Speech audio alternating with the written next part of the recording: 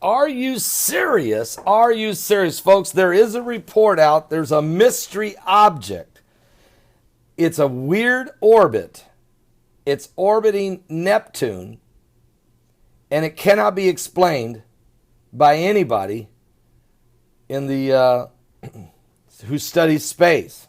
Matter of fact, quote, I hope everyone has buckled their seatbelts because the outer solar system just got a lot weirder.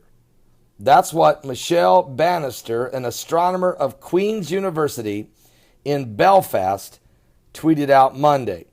She was referring to the discovery of the TNO, or Trans-Neptune object. What is this?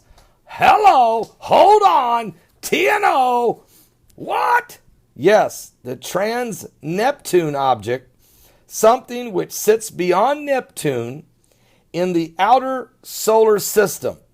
This one is 160,000 times fainter than Neptune, which means the icy world could be less than 200 kilometers in diameter. Okay, it's currently above the plane of the solar system, and with every passing day, it's moving upwards. In fact, that makes it an oddity.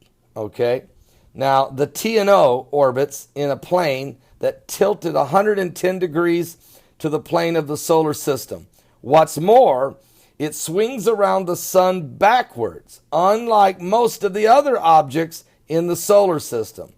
With this in mind, the team that discovered TNO has nicknamed it Niku, after the Chinese objective for rebellion. All right, so this is a rebellious object, TNO. The grasp how truly rebellious it is, though. Remember that a flat plane is the signature of a planetary system, as a star-forming gas cloud creates a flat disk of dust and gas around it. Angular momentum forces everything to have that one spin direction, all in the same way, says Bannister. It's the same thing with a spinning top. Every particle is spinning in the same direction because the universe is all moving in the same direction. That means anything that doesn't orbit within the plane of the solar system or spins in the opposite direction must have been knocked off course by something else. Hello? Did Planet X smack this rock in the wrong direction? It suggests that there's more going on out there in outer solar system than we're fully aware of, said Matthew Holman at the Harvard-Smithsonian Center for Astrophysics, part of the team that discovered TNO using the Panoramic Survey Telescope and Rapid Response System 1 survey. Okay, it's the unknown. It's the unknown that excites astronomers.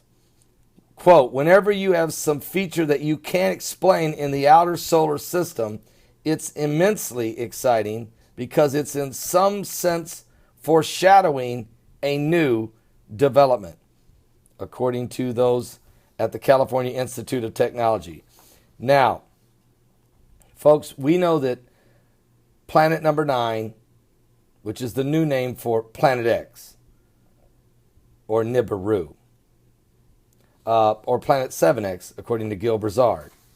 We know that NASA has confirmed this since 1984. We know that they studied it until 1992 publicly, and then when the lead scientist died mysteriously, NASA never mentioned Planet X again.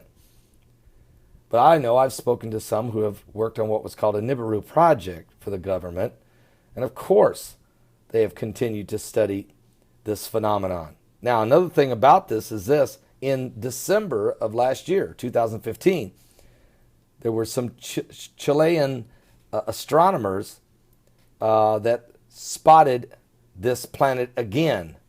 They found Planet X again, and they went public with it. Now, NASA has come out. Of course, NASA means never a straight answer. NASA came out and said, wait a minute. There is a planet number 9 out there. But really, they're talking about the same thing. It is Planet X, according to their original findings. It doesn't matter what name they want to use. Now, the thing is, we're never going to get hit by this object, this planet, because it's way out there. It's huge, but it's so huge and so powerful that it is disrupting the heavens. The heavens are shaking. Now, Jesus said this would happen just before he returned. I start to wonder about that when I read an article about an object spinning in the wrong direction, headed in the wrong direction. But in the Bible, in the Gospels of St. Luke chapter 21, Jesus gives us a clue. He gives us a lot of clues of what's going to go on at the end of the world. But he says these words. In Luke 21:25, he says, there shall be signs in the sun and in the moon and in the stars. Okay? So we're going to start picking up things in the stars that are different. And upon the earth there'll be distress of nations with perplexity, the sea and the waves roaring. Men's hearts failing them for fear, for looking after those things which are coming on the earth, for the powers of heaven shall be shaken. There's no denying that Jesus is saying here that something is going to be shaking the heavens and something is coming upon the earth, and men will realize it's coming and start dropping dead from fear and having heart attacks. Now, then he says these words. He doesn't leave us hanging there. The next verse is awesome. He says, and then shall they see the Son of Man coming in a cloud with power and great glory. And when these things begin to come to pass, then look up, lift up your head, for your redemption draweth nigh. So as I continue to keep a close eye on what's going on in the current world events and the apocalyptic signs of the end times, when I find a report come out where scientists are shaking their head saying this can't be, how can this object that is orbiting Neptune, spinning in the wrong direction, headed in the wrong direction against the forces of the universe, how in the world can this happen unless something else hit it and knocked it in the opposite direction? And what could have done that? Well, numerous things, of course, out there that we don't understand. But one thing, Jesus said the heavens would be shaken.